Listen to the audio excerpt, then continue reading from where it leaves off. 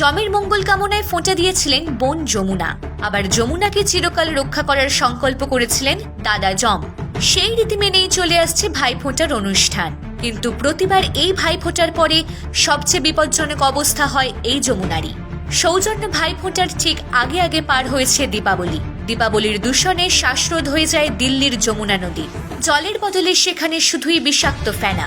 প্রতিবারই নদীর এই চেহারা দেখে তোলপাড় হয় পরিবেশপ্রেমী মহল, কিন্তু সেটুকুই সার, এর কোনো সমাধান কখনোই বেরোয় না।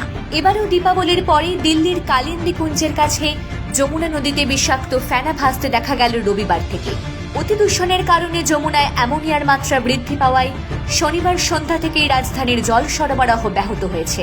জল সরবরাহ দূরের কথা, বিষাক্ত ফেনায় ঢেকেছে গোটা নদী। দুলকি চালে নদীর স্রোতে ভেসে চলেছে সাদা ঘন সেই ফেনা। নৌকা চলেছে সেই ফেনার বুক ভেদ করে। এ ছবি দেখে বোঝাই যাচ্ছে, মুখে যাই বলা হোক, নেতারা যমুনাকে দূষণমুক্ত করার জন্য তেমন কিছুই করেননি। যমুনায় তাই এই দৃশ্য প্রতি বছর ফিরে আসে, আর প্রতিবারই একই আশ্বাস দেওয়া হয় দূষণমুক্ত যমুনার জন্য।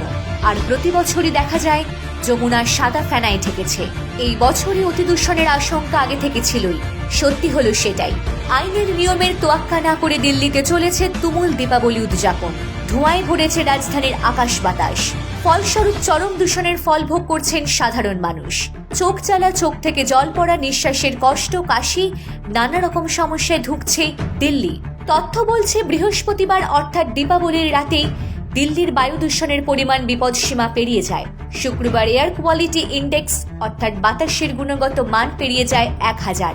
ফলে সব মিলিয়ে বলা যায়, কোভিড এবং পরিবেশের কথা ভেবে যে আইনি ফাঁস আদালত বেঁধে দিয়েছিল তা মোটেই রক্ষা করতে পারেননি সাধারণ নাগরিকরা। সচেতনতার অগ্নি পরীক্ষায় ডাহা ফেল করেছেন তারা।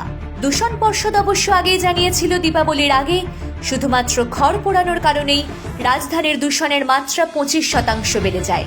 দিল্লি ছাড়াও নয়ডা, গাজিয়াবাদ এবং গুরুগ্রামের পার্শ্ববর্তী অঞ্চলে বেড়ে ওঠে দূষণ। এর মধ্যে এবছর ঠান্ডা পড়তে শুরু করেছে ভালোই, বইতে শুরু করেছে উত্তর পশ্চিম বাতাস।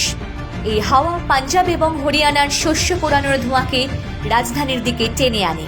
করোনা পরিস্থিতি এবং একই সঙ্গে দিল্লির বাতাসে দূষণের মাত্রার কথা মাথায় রেখে রাজধানীতে যে কোনো ধরনের বাজি পোড়ানোয় সম্পূর্ণ নিষেধাজ্ঞা জারি করেছিল দিল্লির কেজরিওয়াল সরকার। সুপ্রিম কোর্টের নিষেধাজ্ঞা তো ছিলই, কিন্তু নিয়ম নিষেধকে সিন্ধুকে তুলে রেখে কার্যত বাঁধ ভাঙা অনিয়মে সামিল হয়েছে দিল্লি। একই সঙ্গে বিষে ভরেছে যমুনা নদী। The world bureau.